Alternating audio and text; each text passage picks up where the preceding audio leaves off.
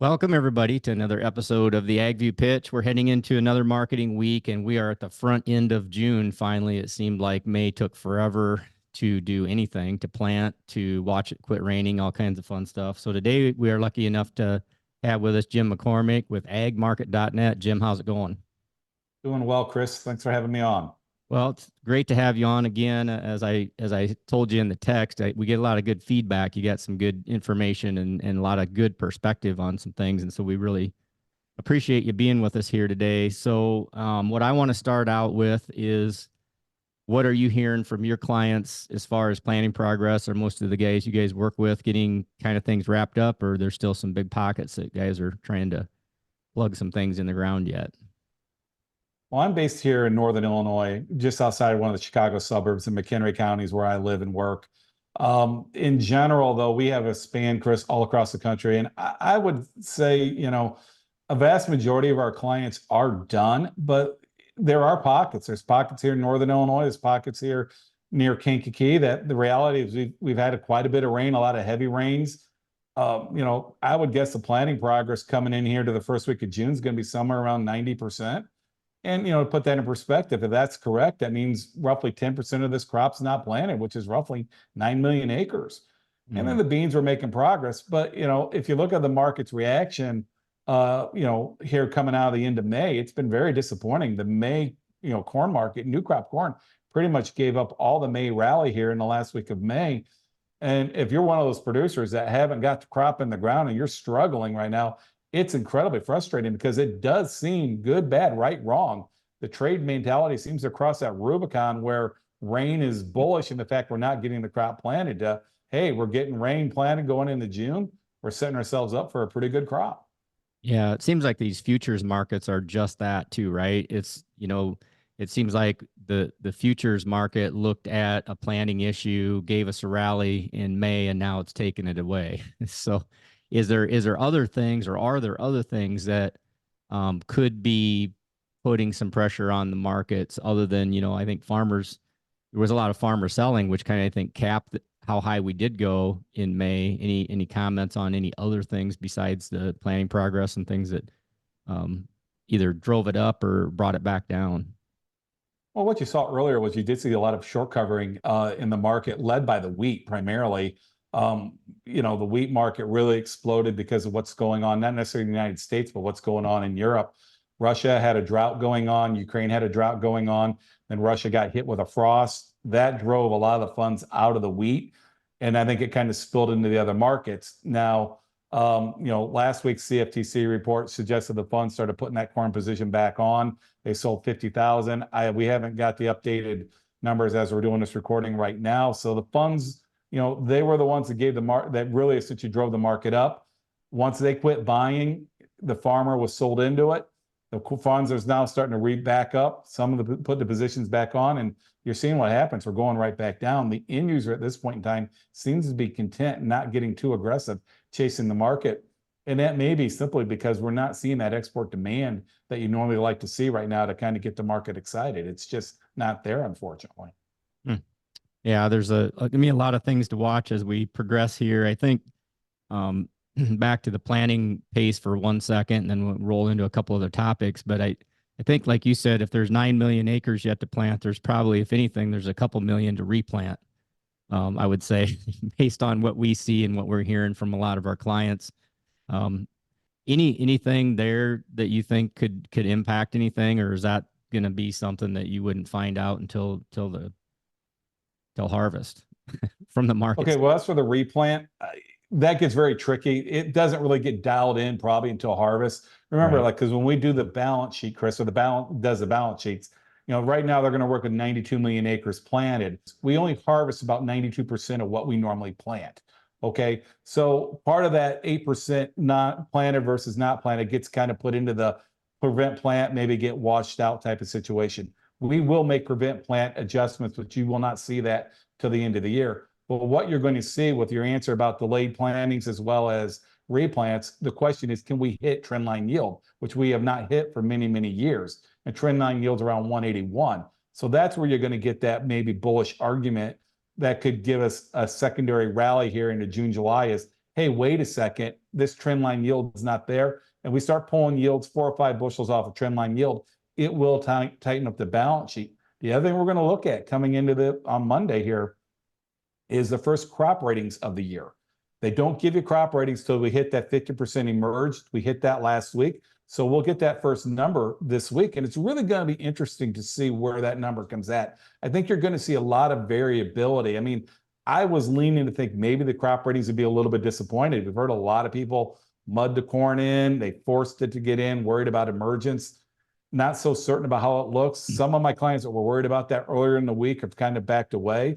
But, I've read some commentary. Some people think these ratings are going to be some of the best ever. I think when you look at the trade estimate, it's going to be a very, very wide range. And the lower it is on the good to excellent, the better chance maybe you'll get a bounce coming out of that report on Monday as the trade says, wait a second, that crop conditions would suggest maybe we're not capable of hitting that trend line yield. So that may be the next little bit of near-term bullish story that may develop, at least in the corn market. Yeah, from an agronomic standpoint, I think a lot of the stuff, at least from what we've observed, looks pretty good coming out of the ground. It looks good for a little short period of time, and then it starts to get to that ugly stage, and then you see the ratings change a little bit before the corn gets to the nitrogen and the beans get a little size to them. So like you said, that'll be an interesting one to watch, and hopefully does something for the market here.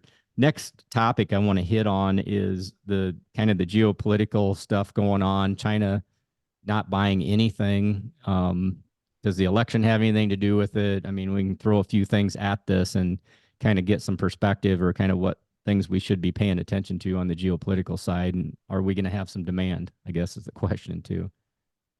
Well, that's a real good question. I mean, on the demand side of the situation with China, the real wild card is going to be, where do they actually stand? Normally they continue to be a little bit aggressive buyers right now. They've bought no new crop beans. Now, we don't know, Chris, is that because they're essentially getting all their needs met from the Brazilians as well as the Argentinians? They just cut a deal here recently that they're going to start importing Argentina corn for the first time. So it could be just for the fact that they don't need our product. The other thing that's a little bit more disconcerting is they are prepared for another trade war version 2.0. Remember, when President Trump was in power, he put tariffs on. And the fact of the matter is, when President Joe Biden became president, he didn't back off on those tariffs. He kept them in play. And here recently, he did increase them. And then on top of it, you have President Trump trying to, as he's running for re-election, he's talking about raising tariffs even higher yet. So the question you got is, China, we need to be asking ourselves, is China just not buying our grain as a way that they're trying to essentially show their discontent or their uncertainty of where these political measures may go once the election is passed here in November? But it is a problem right now, because every time we lose more and more market share, we've got to offset that somewhere on the domestic side. Now, I am optimistic on the renewable diesel. I think it's going to come, and I think it's going to build. But right now, we're finding competition from essentially used cooking oil coming in, because it gives a better carbon score. So eventually, we're going to get that demand there, but the transition is going to be rocky. And if the Brazilians and the Argentinians essentially continue to take our market share away from the U.S. and the export market, it could be a little bit negative price-wise until we spin up that domestic renewable diesel demand and aviation ethanol. Yeah, interesting. And you mentioned the election and that kind of thing too. Do you see anything there, impacting anything, or is that not any kind of a direct? I think right now I think it's kind of a status quo. I think really the next question probably for agriculture, Chris, near term, is the farm bill. Can we get this farm bill through as it's trying to get through? Because that really is what sets the tone. Because it's a 5-year bill, and that is going to set the tone for the next few years. I think that if you're a producer right now, that may have a bigger ramification, at least near term, for your long-term planning than where the election could go. But this election could have an impact depending on, if either administration if Biden retains power or Trump comes back into power, and they continue to ratchet up trade, essentially tariffs. That is not good economically. It is a tax in all essence. It increases the cost of doing business, and it forces, we saw what happened when it happened the first time around. China bought a lot of grain from the Brazilians, and it broke the market. So, we need to kind of work with China. The fact of the matter is, we may disagree with them on a lot of their, how they handle stuff militarily, politically, anything else. But the fact of the matter is, they are the big consumer of commodities in the world. If they are buying our commodities, usually prices are going up. If they are not buying our products, it's usually negative price-wise, unfortunately. Gotcha. So we've kind of discussed quite a bit of macro things, a little bit of micro in the beginning. I want to end up on the micro side of things as it relates to producers. You had mentioned before we even started recording about where the commercials are at and some of the perspective that is out there. Can you enlighten us a little bit on where maybe the commercials see the producers sold both on old crop and new crop? All right, yeah. And, our commercial contacts are telling us here at the end of last week that, if you look at the producer, they're estimating the producer is roughly 75% sold of the old crop grain. I would say that's not a bad position to be in as a whole. If we're accurate, where 75% of the grain has been marketed, that may allow the market to rally. The old axiom is, you won't get the market to rally until it moves away from the producer into the commercial's hands. So that's a good sign. But, one thing I'm going to tell you, Chris, and any of the listeners out there, if you are the producer who has not sold, like I said, there's 25% of the corn that has not been sold. Remember, there's going to be about 2 billion bushels of corn, a little over 2 billion bushels of corn that we are not going to need at the end of the year. That's going to be carried from old crop to new crop. You do not want to be the person, I think, holding on to that grain, because we get into the latter part of June into July, and that end user has got its needs covered into July, August. You're going to more than likely get absolutely hammered on that basis. Mm-hmm. So you want to get aggressive. I think it's one of those situations. It's better to sell a little bit early than hold that grain too late and get caught with a commercial industry not needing it. On the beans, they're guessing the market's about 80% sold on the old crop beans. And it's the same story, not quite as big a carryout. But where the real red flag is that I see right now for us in our industry as a whole is where the producer sits for the new crop. Right now, the estimates are they're less than 10% sold. They got about 9% of the corn sold, and the producers got about 7% of the beans sold.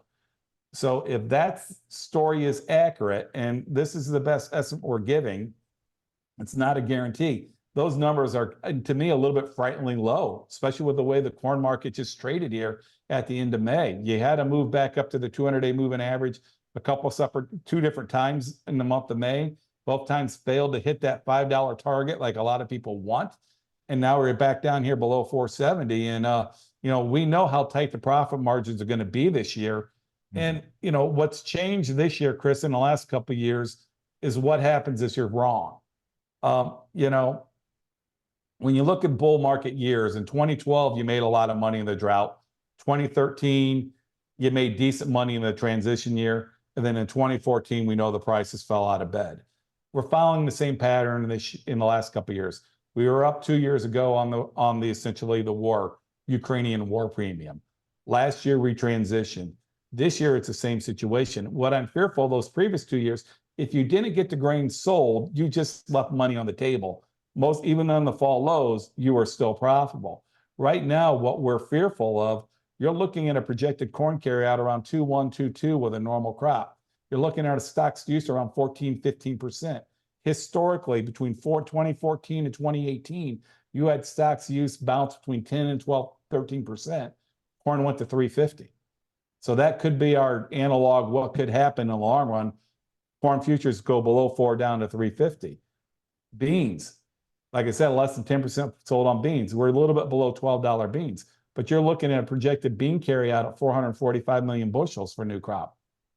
Now, what you got to understand, Chris, the government got really aggressive on demand to get that number to 445, 450. And what I mean by that is they raised exports 125 million year on year. Okay? Does it make sense that we raise demand 125 million when we've yet to sell one new crop bean to the Chinese, the biggest bean consumer in the world? So that bean export number could be way overstated, 50, 75, 100 million. That's going to push your carryout back over 500 million. And if you push that carryout back over 500 million, in my opinion, it's not $12 beans, unfortunately. It could be closer to 10, if not lower, if you look at historically where we've been with those kind of carryouts. Now we've got a lot of summer to go. It could all change. We all got to agree with that. I could agree with that, I believe. But it's one of those situations. My mantra this year is I think you're better off to sell a little bit early than miss out, because the risk is if I miss out and we end up with anywhere close to trend line yields with demand suspect, the reality is the difference could be I'm making money going into the beginning of June and I'm losing money going into Halloween per se. Mm-hmm. I think one of the things that messes with producers, as one myself, is that if you're sitting on some old crop, it confuses the decision making on the next crop. And it seems like, I've always tried to get rid of the old crop, have it gone, so I can focus on the new crop. Otherwise I think you're kind of dealing with two different animals, and they are different because you're dealing with basis and trying to watch different things. And I think it just gets a little cumbersome. And then if you add extra crops to that, if it's corn, soybeans, and wheat for some of these guys, it I think is just a lot of stuff to pay attention to. I really like the idea of what you're saying is, sooner rather than later. The question I would have for you is on new crops specifically. We got up to, and I don't know, I'm just off the top of my head, what in that 490 East 492 range or something like that. We got up to on beans, I think around that 1230, 1229 area. What are the odds, do you think, of getting back to those levels? And if we do, is that the opportunity to catch up, or do we catch up before that? That's a tough I question, know I but didn't want to throw you I'm under going the to, bus, but I okay. want to throw that at you. If you look at it right now, I'd give the odds. If you look at it historically, okay, just some raw historics, about 30% of the time, 35% of the time, if you look at when you put your quote unquote summer highs in between April and July, those April, May, essentially in that time period, roughly a third of the time it happens in that April, May time frame. 30% of the time it happens in June, and 30% of the time it happens in July. So statistically, our best shot, we still have a statistical odds say we've got one more push up into June, into July. If you look at the weather, it's been very consistent, unfortunately, for the last year and a half. We are a warming planet. Every month has been warmer than normal. I think everyone agrees we are going to have a hot summer. The real question is, where does the rain come in? Mm-hmm. Usually somewhere down the line, we get a week, 10 days where we get dry weather and the market gets a little bit nervous and the traders do what they do. Remember, funds trade for a living. They don't want to sit on the market. They want it to go up. They want it to go down. That's where they make their money. So I think you've got a shot to make that move. But yes, I would argue you get up near $5, you need to sell. Now, just so you know, on that survey I was telling you about, the percent sold, they said, whereas a lot of the guys want to sell it, they want to sell the D's corn right about $5 to fill the gaps, 503. They want to sell the beans about 1236, which is right about the bean gap. If you're one of my clients, I'm going to tell you, I like the faded number. I would go somewhere around 12,490, 492. I'd also get a little around that 1225, 1220. Like I said, I'd rather sell a little bit early than a little bit late. Now, one other thing I also want to mention, Chris, I think you made a great point. The producers, I've been doing this almost 30 years. It is very hard to say sell 24 while I'm holding 23 crop. Yep. It is a mental juggle. But here's something else I'm going to just throw into you. I don't know where the weather's going to be, and that could change. But we could get a very bullish dry summer. But the thing we got to be cognizant of, if we are wrong and we get a good crop, okay, what's going to happen is D's corn's going to go to 4, and it may go below 4. But what I want to talk about is a 25 crop. Okay. That spread between 24 and 25 is around 14 cents. Okay. If we have a normal crop, that spread's going to push probably 40 to 50 cents. So there's going to be an opportunity for people to want to trade the spread. There's risk to it. That spread's going to widen. But what I want to show you is, I'm asking people to sell 24. We're also telling guys, you need to consider 25. Now, there's a lot of water under that bridge with the elections, the uncertainty, and everything else. Mm-hmm. But think about it. If corn goes to even 375 and that spread goes as wide as we think it could, 50 cents, that means your D's 25 corn is going to be at best price 425 in the fall. I mean, so we set the deck for next year. If we are bearish, even with the bull spreads, just to kind of put it in perspective, you could be trying to market next year's crop in the low 4s. So, don't be afraid to sell grain. But if you want to sell 25 grain, what we're going to recommend is sell it in 24 and then look to roll it into 25 eventually. And that per se could maybe add 40, 30, 40 cents compared to just hedging in 25. But it's something we're going to encourage producers to do. Don't just concentrate on 24, but 25 as well. Yeah, that's an interesting mechanism and makes a lot of sense to consider for sure. We've talked about a lot of different things here. I think the biggest concerning thing for me is what you brought up is, 7% sold on soybeans and 9 on corn. I know there's a lot of people that had targets out there. We've always been pushing our clients, make sure you have targets out there. And I think the target started in that 492. So a bunch of them got hit on the bottom end. And then I think the next level up was 497 and then 503, 511 or 507, 511. I think in those ranges. And I think maybe some of that we may have to recalibrate and bring back down just a touch, possibly the way it sounds. But I think that's something for everybody to think about. And I think just having those targets in place is really a key thing. But with that said, I want to give you the last word. Anything we didn't ask, talk about, or what do you want to leave guys with? Oh, I mean, what you just said, Chris, I think the real key is I think you need to get your targets working now. But the one thing I want to encourage people, don't just get your mental targets working, get the order placed. Right. If you're going to hedge with a broker, call your broker. Yep. If you're going to do in the cash market, get it working. Because the one thing we've seen here as we wrapped up the week of May, think about it, coming out of the holiday weekend, that market had a huge spike on Monday night, only to fail miserably by the time a lot of people woke up Tuesday morning. And we did it again at the end of the week. We had a big surge up Thursday night. And by the time we closed the day on Friday, we were down.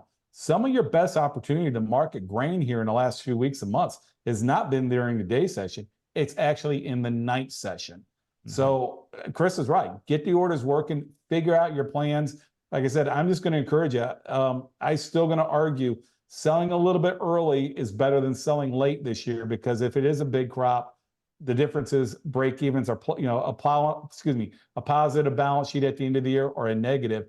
You can always come back in if you have seller's remorse using the board of the straight futures or options if you feel like you sold too much too soon. But the uncertainty is probably some of the highest we've ever seen in our career, Chris, between what's going on, China not buying our grain, the very contentious election, weather that's very, very volatile, and a balance sheet that could get really ugly with anything near normal trendline yields. Risk management is probably one of the most important things you can do this year. Mm-hmm. That's for sure. Great perspective as usual, Jim. Really appreciate it. And we'll get you back again here real soon again, if that works for you. Thank you. I appreciate the opportunity. Yeah, thanks a lot. And also thanks to everybody else too for listening. And if you've got other topics and things, either for the AgView pitch or for 19 minutes, please keep the emails coming out and we'll make sure we get that stuff over to you guys. With that said, thanks everybody. And we'll catch you again next time on the AgView pitch.